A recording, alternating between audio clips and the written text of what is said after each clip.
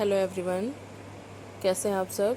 आशा करती हूँ कि आप सब लोग स्वस्थ होंगे और सेफ़ होंगे अपने अपने घरों में।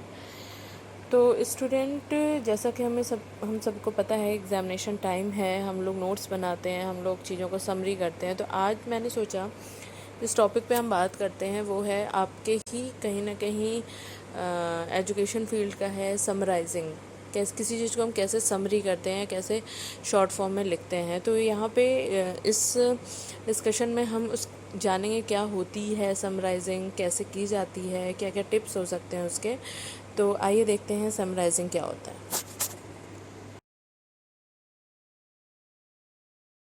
सो स्टूडेंट, अब हम सबसे पहले ये जान लेते हैं कि व्हाट इज़ अ समरी, मतलब समरी एग्जैक्टली होती क्या है, फिर हम जानेंगे इसे हम करते कैसे हैं।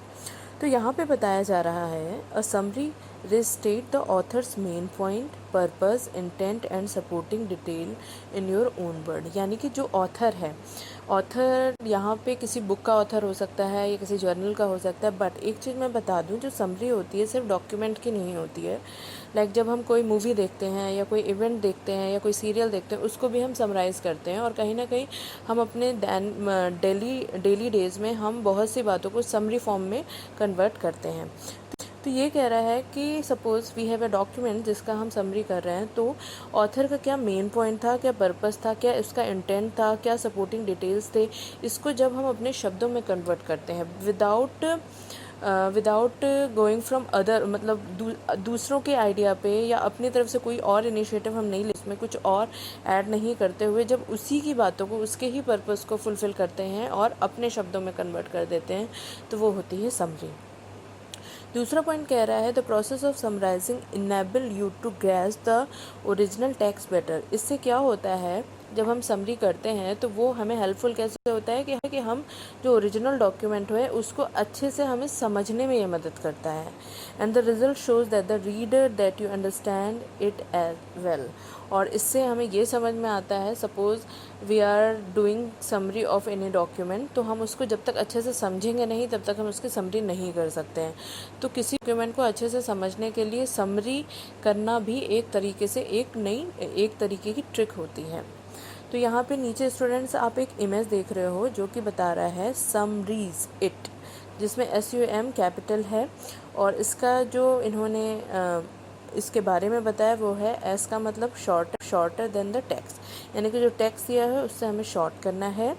यूज़ योर ओन वर्ड, जिसमें हम अपने शब्दों को यूज़ करते हैं।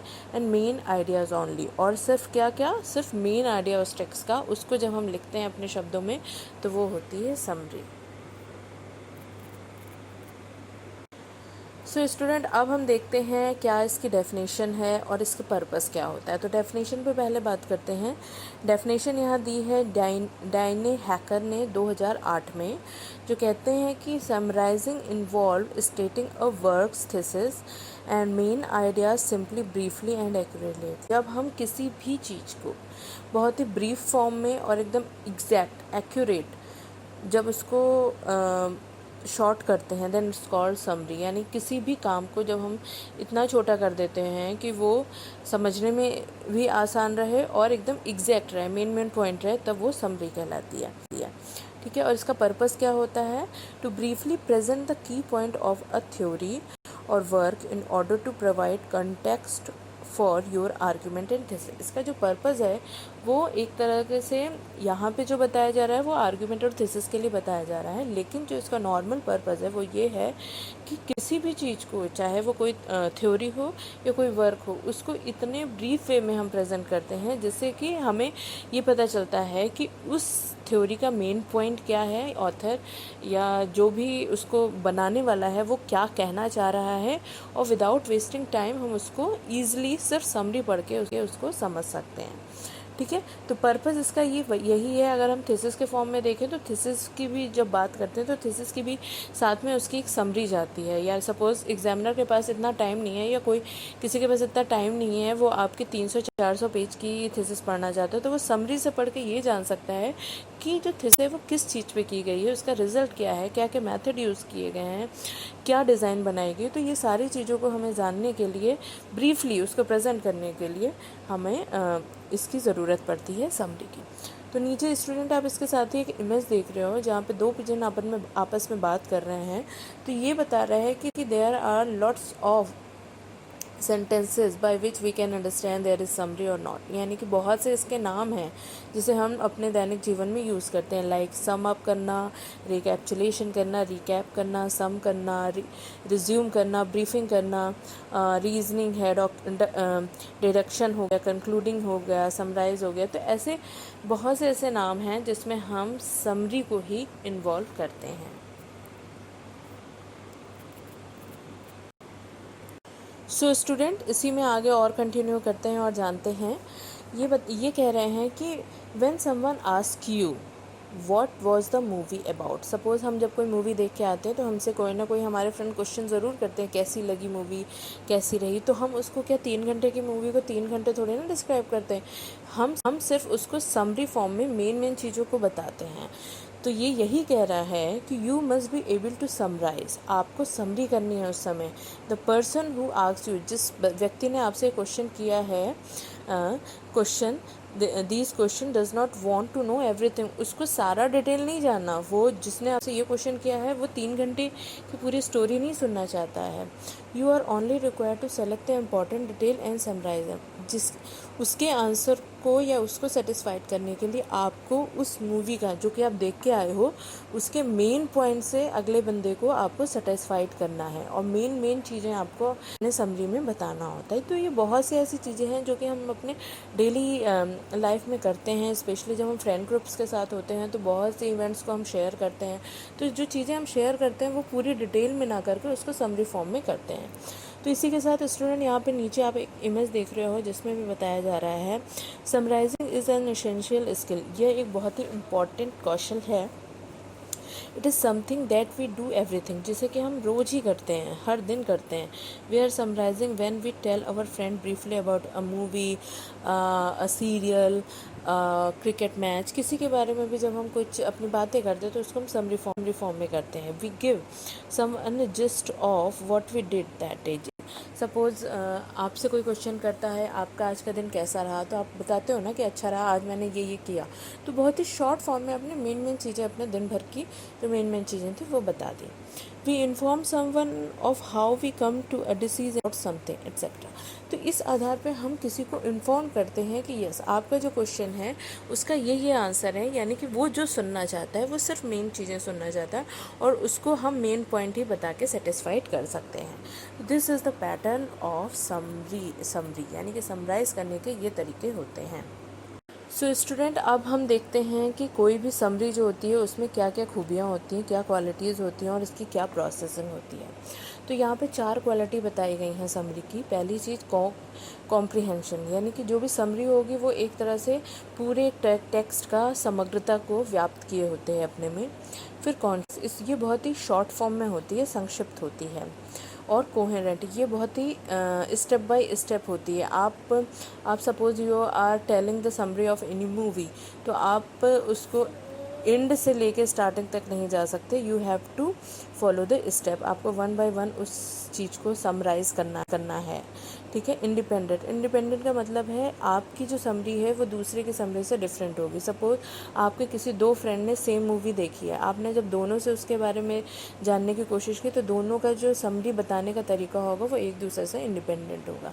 तो these are the qualities of summary. अब की तरफ हम देख रहे हैं, दूसरी तरफ जो इमेज है उसमें बताया जा रहा है the process of summarising. Process में क्या होता है, सबसे पहले हाईलाइट मेन पॉइंट। जब हम किसी डॉक्यूमेंट से समरी करते हैं तो सबसे पहले हम उसमें से हाईलाइट करते हैं मेन पॉइंट्स को, फिर ऐड कमेंट एंड क्वेश्चन, उसके आधार पे हम उसमें क्वेश्चंस को और कमेंट को ऐड करते हैं। फिर उसके बाद थर्ड स्टेप जो होता है outline, heading and topic sentences. फिर उसके बाद हेडिंग और टॉपिक के जो सेंटेंसेस है उसको आउटलाइन करते हैं और फिर लुक एट एब्स्ट्रैक्ट एंड की टर्म्स। और ये सारी चीज़ें होने के साथ साथ हम उस डॉक्यूमेंट के एब्स्ट्रैक्ट को तथा की टर्म्स को देखते हैं और जिसके आधार पे हमें एक समरी का एक तरह से पूरा एक तरह से स्ट्रक्चर प्राप्त हो जाता है। स्टूडेंट अब हम देखते हैं कौन कौन से टिप्स के माध्यम से हम समरी को करते हैं। तो देयर आर 6 स्टेप जिसके आधार पे हम समरी कर सकते हैं। तो उस स्टेप्स पे जाने से पहले हम लेफ़्ट हैंड पे दिए हुए कंटेंट पे बात करेंगे। तो ये कहता है restate that is repeat the idea of the source in different word and phrase. आपको क्या करना है, जो सोर्स है जहाँ से आप कंटेंट ले रहे हो या जिसकी समरी आप कर रहे हो उसको डिफरेंट वर्ड में कन्वर्ट करना है, रिपीट करते हुए दूसरे शब्दों में कन्वर्ट करता है। लेकिन आपको ध्यान क्या रखना है, do not add your own idea, जिसमें आप अपने हिसाब से मैनिपुलेशन नहीं कर सकते। आप उसे शॉर्ट कर सकते हो, छोटा कर सकते हो, लेकिन अपनी राय या अपना कोई ओपिनियन या अपना जजमेंट या आर्गूमेंट उसमें आप नहीं डाल सकते हो। Make it shorter than the source. जो भी सोर्स आप से मिल रहा है आप उसके से अगर कंपेयर करो तो उसके हिसाब से आपको इसे शॉर्ट बनाना है। तो यहाँ पे कुछ 6 स्टेप दिए हैं। जब हम समरी करते हैं तो हमें ये 6 स्टेप नॉर्मली फॉलो करना होता है, स्पेशली इन डॉक्यूमेंट। तो पहला स्टेप क्या है, read the text carefully and make sure you understand the question. यानी कि जो चीज़ आपको समरी करनी है उसके लिए आप ये देखो कि आपने जो कंटेंट है उसको सही से पढ़ा और वो क्या आपको समझ में आ गया। समझना से पहले बहुत ज़रूरी है। देन उसके बाद underline keyword in the question.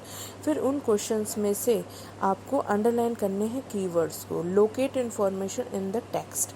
अब आपको कीवर्ड्स के आधार पे आपको इन्फॉर्मेशन को लोकेट करनी है, ठीक है।